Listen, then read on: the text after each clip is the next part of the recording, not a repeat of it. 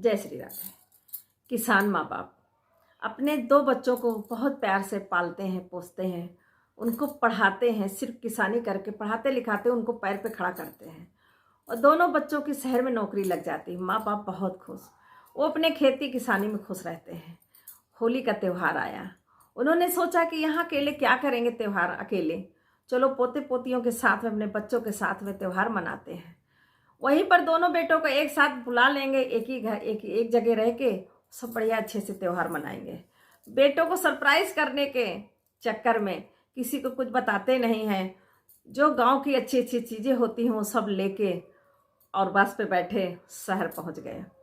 शहर पहुंच के बस स्टॉप पर पहुंच के अपने बेटे को, बड़े बेटे को फ़ोन किया, बेटा हम आ गए हैं शहर, हमको आके ले चलो। तो बड़ा बेटा खुश होता है, कहता है हाँ पापा ठीक है। तब तक बहू गुस्सा होने लगती है, कहती क्या ठीक है, आप मना कर दीजिए, कह दीजिए कि हम लोग मथुरा वृंदावन जा रहे हैं होली मनाने, आप वापस चले जाइए या तो छोटे भाई के पास चले जाएं। क्या हम ही हैं क्या, जब देखो तब हमारे यहाँ ही चले आते हैं, छोटे के पास भी तो जा सकते हैं। और बहाना भी लगाया तो कहाँ का भगवान का, बहुत गलत। कहीं और का बहाना लगा तो ठीक है, लेकिन भगवान के स्थान पर जाने के लिए झूठ मत बोलो, वो भी अपने दूसरे भगवान से। माँ बाप भी एक भगवान का ही रूप होते हैं। माँ बाप कहते हैं ठीक है बेटा कोई बात नहीं है, मैं छोटे को फ़ोन लगाता हूँ। छोटे को फ़ोन किया तो छोटा भी खुश हो गया, बोला ठीक है पापा, इसमें पूछने वाली क्या बात है। अंदर से बहू आई, वो भी चिल्लाने लगी, बोली कह दो मेरे से कुछ नहीं होता है, हम नहीं रख पाएंगे, अपना कह दो होली बड़े के मनाए नहीं तो अपना वापस गांव चले जाएं।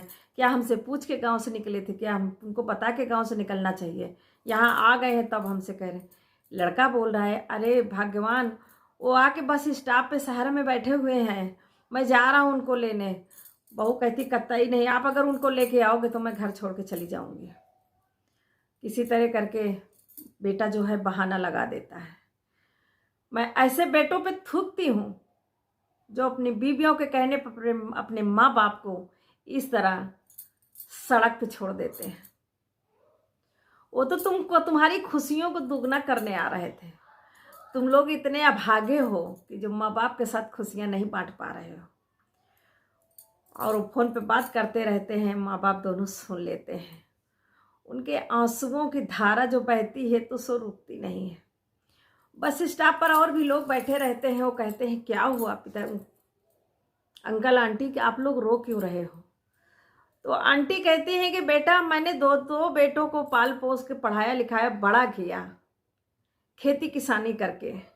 आज शहर में दोनों बहुत अच्छी सर्विस कर रहे हैं, अपने बीवी अपने बच्चों के साथ रह रहे हैं, तो माँ बाप के साथ थोड़ी सी खुशियाँ नहीं शेयर कर पा रहे हैं। जिनके लिए हम अपनी पूरी ज़िंदगी सुहागा कर दी, वो हमको थोड़ी खुशियाँ नहीं दे पा रहे, त्यौहार में हमको अपने पास नहीं बुला पा रहे हैं। एक बेटा बहाना लगा रहा है कि मथुरा वृंदावन जा रहे हैं, दूसरा बेटा बहाना लगा रहा है कि हमारी तबीयत ठीक नहीं है, मैं बीमार हूँ। माँ बाप दोनों रोने लगते हैं। जो वहाँ पे बस स्टॉप पे बैठे रहते हैं वो कहते हैं कि आंटी अंकल आजकल यही हो रहा है, माँ बाप का लोग सहारा नहीं बनना चाहते हैं। अरे मूर्खों, अगर आप माँ बाप का सहारा नहीं बनोगे तो तुम्हारा सहारा कौन बनेगा। जो आज तुम कर रहे हो वही तो तुम्हारे भी बच्चे करेंगे। अरे माँ बाप तो वो भगवान हैं जो अपने बच्चों के लिए अपनी हर संभव कोशिश करते हैं कि मेरे बच्चे खुश रहें, और वो बच्चे अपने माँ बाप को एक छोटी सी खुशी भी नहीं दे पाते हैं।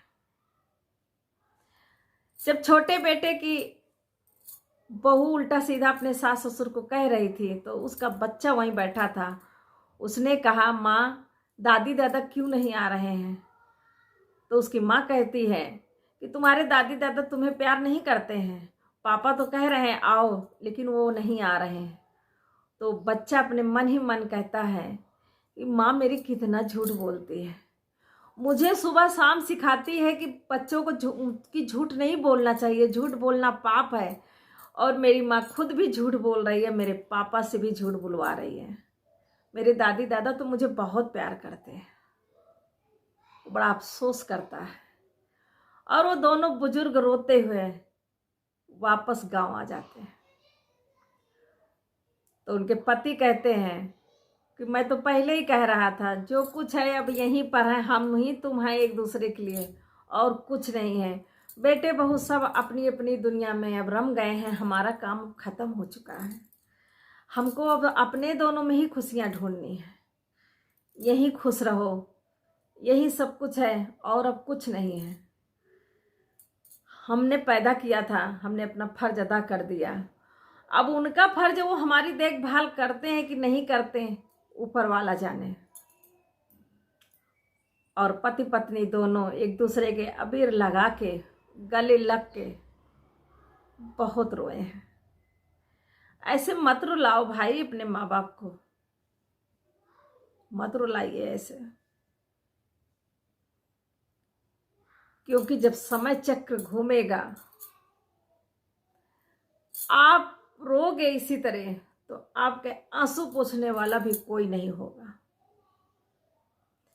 क्योंकि भगवान राम ने भी कहा है कि जिसने अपने माँ बाप का अपमान किया है उसका साथ स्वयं भगवान भी नहीं देते, वो फिर चाहे जितना पूजा पाठ जितना भी प्रार्थना कर ले। माँ बाप जैसे भी हैं वो हमारे पूजनीय हैं। मेरी पोस्ट आप लोगों को कैसी लगी? अच्छी लगी है तो लाइक फॉलो शेयर जरूर करिए। जय श्री राधे।